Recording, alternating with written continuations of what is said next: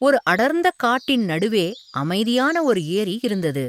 அங்கே கம்பீரமான ஒரு பெரிய கரடி வாழ்ந்து வந்தது. அதற்கு வலிமை அதிகம். ஆனால் அதைவிட அதிகமாக மூர்க்கத்தனமும் கோபமும் இருந்தது. காட்டில் இருக்கும் மற்ற சின்னஞ்சிறு விலங்குகள் தப்பித்தவறி அதன் பாதையில் குறுக்கே வந்துவிட்டாலோ அல்லது தட்டினாலோ உடனே பயங்கரமாக கத்தி அந்த விலங்குகளை துரத்தி துரத்தி பழிவாங்கும். ஒரு கோடைக்கால மதிய நேரம் அந்த கரடி கடுமையான பசியோடு காட்டில் அலைந்து திரிந்துவிட்டு எரிக்கரை ஓரமாக இருந்த ஒரு பெரிய மரத்தின் நிழலில் ஓய்வெடுக்கப் படுத்தது. அப்போது மரத்தின் மேல் இருந்த ஒரு தேன்கூட்டிலிருந்து ஒரு சிறிய தேனீ தவறுதலாக கரடியின் மூக்கின் மேல் வந்து விழுந்தது. திடீரென ஏதோ தன் முகத்தில் விழுந்ததால் திடுக்கிட்டு விழித்த கரடிக்கு பயங்கர கோபம் வந்தது.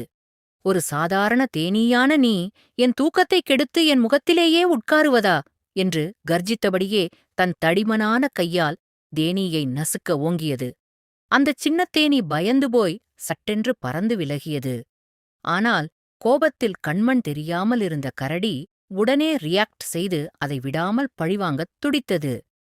தேனீயை துரத்திக் கொண்டே ஓடிய கரடி நேராக அந்த மரத்திலிருந்த பெரிய தேன்கூட்டின் மீதே தன் பலமான கையால் ஒரு குத்துவிட்டது. என் தூக்கத்தைக் கெடுத்த உன்னையும் உன் கூட்டத்தையும் ஒழித்துக் கட்டுகிறேன் என்று ஆவேசமாகக் கத்தியது. அடுத்த நொடி கூட்டிலிருந்த ஆயிரக்கணக்கான தேனீக்கள் ஒட்டுமொத்தமாக வெளியாகி கோபத்துடன் கரடியை சூழ்ந்து கொண்டன. கரடி எவ்வளவுதான் பெரிய மிருகமாக இருந்தாலும் அத்தனை தேனீக்களின் தாக்குதலைத் தாங்க முடியாமல் அலறியது. தேனீக்கள் அதன் முகம், கண்கள், காதுகள் என உடம்பு முழுவதும் கொட்டித் தீர்த்தன. வலியால் துடித்த கரடி தப்பிக்க வழியில்லாமல் நேராக ஓடிச் சென்று ஏரித் தண்ணீருக்குள் குதித்துத் தன் உடம்பை மறைத்துக் கொண்டது. தண்ணீருக்குள் மூழ்கியிருந்த கரடிக்கு வலி தாங்க முடியவில்லை. முகம் முழுவதும் வீங்கிப்போய் கண்கள் கூட திறக்க முடியாமல் தவித்தது. அப்போது எரிக்கரையில் இருந்த ஒரு வயதான ஆமை மெதுவாக நகர்ந்து வந்து கரடியை பார்த்தது.